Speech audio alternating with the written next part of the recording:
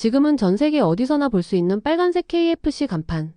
이 브랜드는 한 남자의 끝없는 실패와 재도전의 이야기에서 태어났습니다. 그 주인공은 바로 커널 샌더스. 샌더스는 1890년 미국 인디애나의 가난한 농가에서 태어났습니다.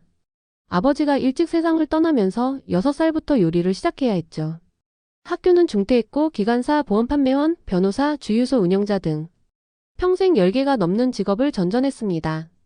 하지만 그중 어느 것도 성공하지 못했습니다. 그의 인생이 바뀐 건 1930년 켄터키주 코빈에서 주유소를 운영하던 시절이었습니다. 그는 주유소를 찾는 손님들에게 식사를 제공했는데 그중 가장 인기가 있었던 메뉴가 바로 튀긴 닭고기였습니다.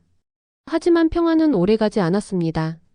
길 건너편에 경쟁 주유소가 생기면서 손님을 빼앗기기 시작했고 결국 다툼이 격해져 총격 사건까지 벌어졌습니다. 이 사건으로 한 명이 목숨을 잃었고 샌더스는 정당방위로 풀려났지만 큰 충격을 받았습니다. 그는 그때부터 총 대신 품질로 경쟁해야 한다는 철학을 세웠습니다. 그는 닭고기의 맛과 조리 속도를 개선하기 위해 수없이 실험했습니다. 프라이팬으로 튀기면 30분 이상 걸렸기 때문에 손님들이 기다리지 않게 하려고 압력솥을 개조해 튀김용으로 사용했습니다. 그 덕분에 조리 시간은 단 8분으로 줄었고 치킨은 더욱 바삭하고 촉촉해졌습니다.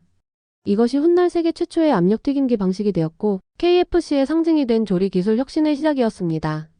이 시기에 그는 11가지 허브와 향신료를 조합한 자신만의 비밀 레시피를 완성했습니다. 지금도 KFC 본사 금고에 보관되어 있는 그 유명한 11 어브즈 언드 스파이서즈의 탄생이었죠. 하지만 또 한 번의 시련이 찾아왔습니다. 1940년대 후반 고속도로가 새로 생기면서 그의 식당 앞 도로가 사라진 겁니다. 손님이 끊기자 그는 가게를 팔고 65세의 나이에 파산했습니다. 그때 그가 가진 건 매달 $105짜리 정부 연금뿐이었습니다. 그러나 그는 포기하지 않았습니다. 그 돈으로 밀가루와 향신료, 닭고기를 사서 자신의 레시피를 들고 다시 길을 나섰습니다. 자동차 트렁크에 조리도구를 싣고 미국 전역의 식당을 찾아다니며 말했습니다.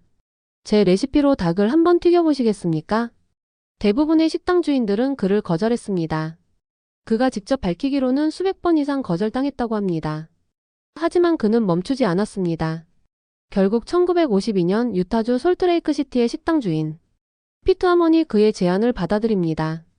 흥미롭게도 하먼은 교회 장로였고 샌더스와 교회에서 알던 사이였죠. 하먼은 그의 치킨을 맛본 뒤 말했습니다.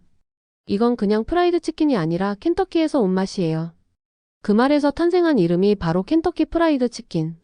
하먼은 이후 KFC의 로고 버킷 메뉴 그리고 지금의 브랜드 디자인을 만드는 데 큰 역할을 했습니다. 샌더스는 늘 흰 양복에 나비 넥타이, 단정한 수염을 고집했습니다. 그 모습은 브랜드의 얼굴이 되었고 사람들은 그를 단순한 사업가가 아닌 치킨의 상징으로 기억했습니다. 그러나 프랜차이즈가 급성장하자 새로운 고민이 찾아왔습니다. 전국에 매장이 생기며 관리가 어려워졌고 1964년 그는 회사를 매각하기로 결정합니다. 1964년 그는 켄터키 프라이드 치킨 회사를 약 $200만, 지금 가치로 약 200억 원에 매각합니다. 그가 회사를 판 뒤 새로운 경영진이 KFC 브랜드를 인수해 새로운 본사를 만들었습니다. 샌더스는 이제 회사를 소유한 사람이 아니라 그 회사의 상징이자 얼굴, 즉 홍보 모델이 된 것이죠. 그러나 새 본사가 조리법을 단순화하고 대량 생산 방식을 도입하자 그는 분노했습니다. 내 이름을 싸구려 패스트푸드로 만들었다며 직접 본사를 상대로 소송까지 제기했죠. 결국 그는 켄터키 코빈의 옛 가게를 다시 열어 샌더스 코트 앤 카페라는 이름으로 자신의 정통 조리법을 끝까지 지켜갔습니다. 1980년 90세의 나이로 세상을 떠난 그는 오늘날까지도 KFC의 상징으로 남아 있습니다. 오늘 영상이 재밌었다면 좋아요와 구독 부탁드립니다.